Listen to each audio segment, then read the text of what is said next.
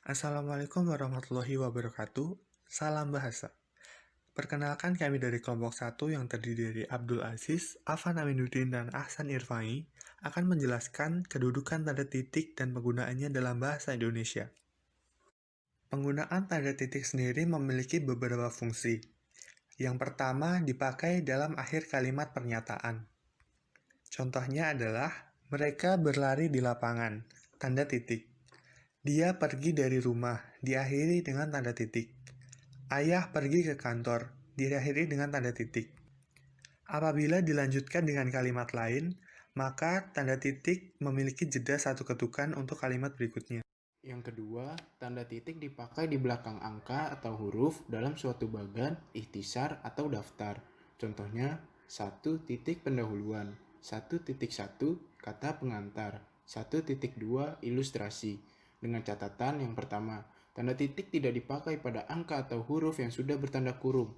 Contoh, 1 tanda kurung, tidak perlu ditambahi tanda titik lagi. Yang kedua, tidak dipakai pada akhir penomoran digital yang lebih dari satu angka. Contohnya 2B, sama seperti sebelumnya tidak perlu ditambahi tanda titik.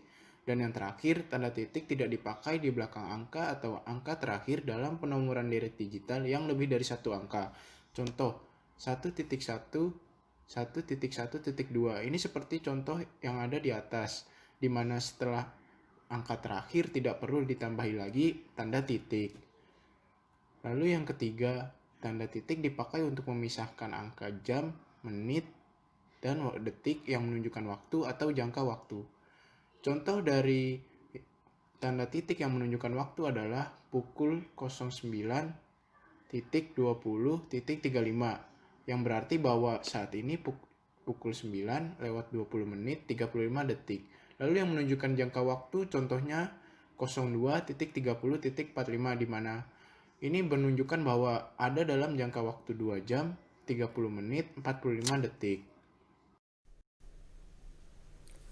Pemakaian tanda titik yang selanjutnya dipakai dalam daftar pustaka di antara nama penulis, tahun, judul tulisan, dan tempat terbit.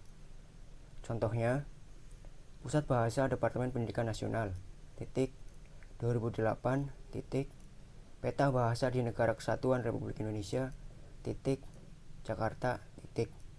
Dengan catatan, judul tulisan yang ada dalam daftar pustaka tidak berakhir dengan tanda tanya atau dengan tanda seru.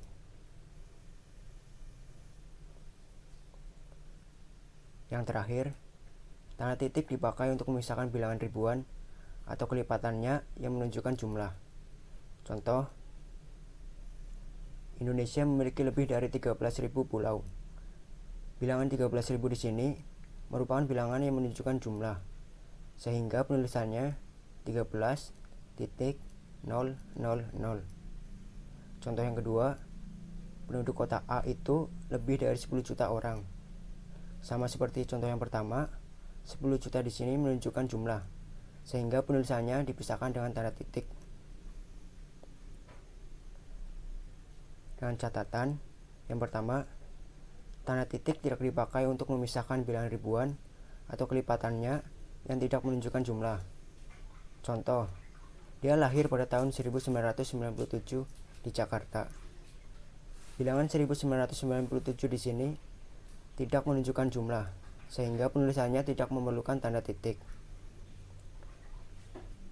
Yang kedua, tanda titik tidak dipakai pada akhir judul yang merupakan karangan, ilustrasi, atau tabel.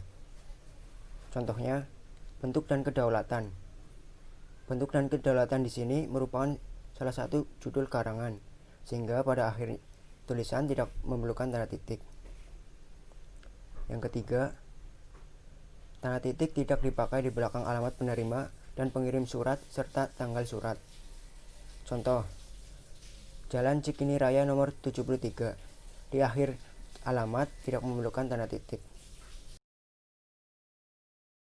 Mungkin itu saja yang dapat disampaikan oleh kelompok kami. Kurang lebihnya mohon maaf. Assalamualaikum warahmatullahi wabarakatuh.